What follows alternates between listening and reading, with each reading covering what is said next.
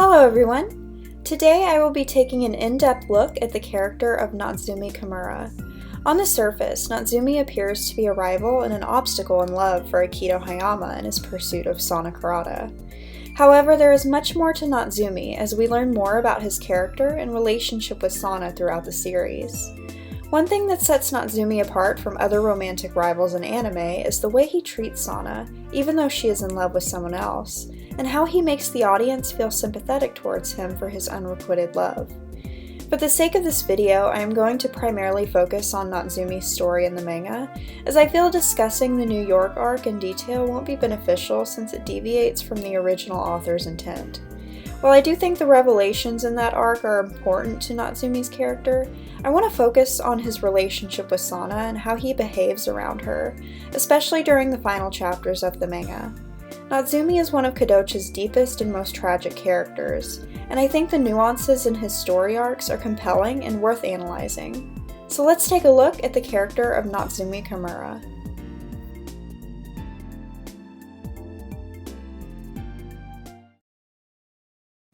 Like Sana, Natsumi was abandoned and raised in the Kamura orphanage and lived there during most of his early life.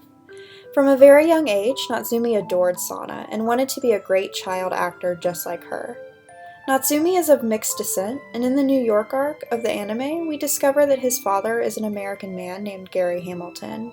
This is why he has blue eyes, unlike the rest of the cast, who have brown eyes, to show that he has a different heritage. Natsumi has been in love with Sana ever since he can remember, and collects pictures and news articles written about her as his infatuation with her is extremely deep. Ever since he was little, he wanted to be as happy and successful as Sana appeared to be on TV. When we first meet Natsumi, he comes across as polite, but also mysterious, as he reveals to Sana that he knows her secret. Her secret being that she was abandoned and raised by a mother who is not her biological mother. Sana has no memory of her time at the Kamura Academy, since she was only there for a short time as a baby before Masako adopted her. However, Natsumi had spent most of his young life living at the orphanage, and was aware that Sana had lived there for a while after being told by the woman who manages the facility. From then on, Natsumi wanted to be just like Sana, and I believe this helped him deal with any pain he had knowing that he didn't have any biological family around, nor an adoptive family. I think Sana inspired him to make something of himself, because he might have thought that if he didn't, he would never be as happy as Sana appeared to be. After the initial introduction, we quickly see that Natsumi is going to be Akito's rival in love for Sana. Natsumi isn't the type to be physically intimidating or outwardly mean to his rival. In fact, Natsumi shows his dislike for Akito in a very passive-aggressive way. During a performance of a play that Sana is in, Natsumi tracks down Akito in the audience and asks him if he has anything that he does. When Akito replies no, Natsumi takes the opportunity to tell him that because of this, he will never be a good match for Sana. Tell me, do you have something that you work hard at the way Sana does? Anything at all? I don't. Why do you ask? That's the reason you'll never be a good match for her, you know. This comment perfectly lines up with how Natsumi feels regarding a person's worthiness and having a successful career. Even as a child, Natsumi equates success with what a person does for a living, failing to see that you don't need to have a successful career in order to be a successful person. However, according to Natsumi's perspective, Akito is unworthy because he doesn't have anything that he does, and Natsumi uses this mentality as a weapon against him. It's a very subtle undertone that I didn't catch the first time I heard this line, but after thinking more about Natsumi's character in general, it makes sense with his worldview. It also would explain why Natsumi was so focused on making himself a successful actor, so he could see himself as a person worthy of life and love. Little did Natsumi know this pushed Akito into karate in order to make himself worthy for Sana. So in the end, something that was passive-aggressive in nature and meant to be an insult ended up helping his rival become a quote-unquote worthy person and pushed him even closer to Sana. While Natsumi can be passive-aggressive, he is overall a very sweet and caring young man. There are many situations throughout the series where Natsumi puts Sana's needs above his own, and this proves that his love for her is genuine and true. The first example of this is during the release of Misako's book My Daughter and I, after Sana is taken by Akito into hiding from all of the reporters. Natsumi decides to make a public announcement in order to sway the public's attention on himself, in order to protect Sana. Sana is extremely grateful for this, and this is the first time we really see that Natsumi is more than just a rival to Akito. The first major story arc involving Natsumi is when him and Sana go into the mountains to film the movie Mansion of Water.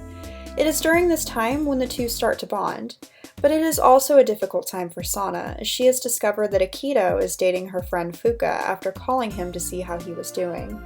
The reason Akito gave up on Sana and decided to date Fuka was because of a lie Sana told to one of her classmates who wanted to date her. She lied and told him that she was dating Natsumi, and this rumor made its way to Akito and Sana's other friends. After finding out about Sana's sadness, Natsumi confesses his love to her. However, nothing really becomes of this, as Sana has realized that she is deeply in love with Akito, and tells Natsumi that she can't be with someone she isn't in love with. Instead of getting angry, Natsumi accepts this, albeit with despair in his eyes. Natsumi always praises Sana for being strong, but I think Natsumi is just as strong, seeing at that moment that he will probably never get to be with Sana romantically. In fact, it's after the movie shoot that Natsumi reveals on TV that Sana turned him down because she is in love with someone else, and gives a hint that confirms Akito's suspicions that she is in love with him. Not only did Natsumi deal with his heartbreak quietly, he also tried to help Sana get with Akito.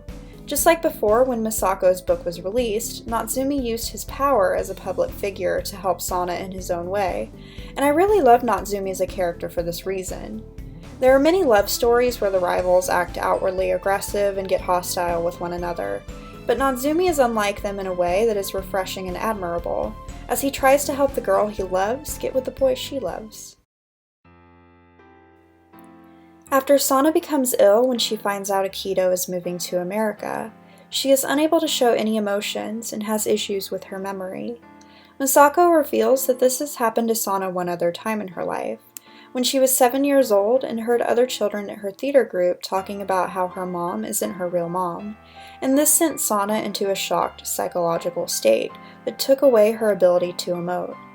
It wasn't until she was walking home from school one day when Natsumi recognized her and noticed she was upset.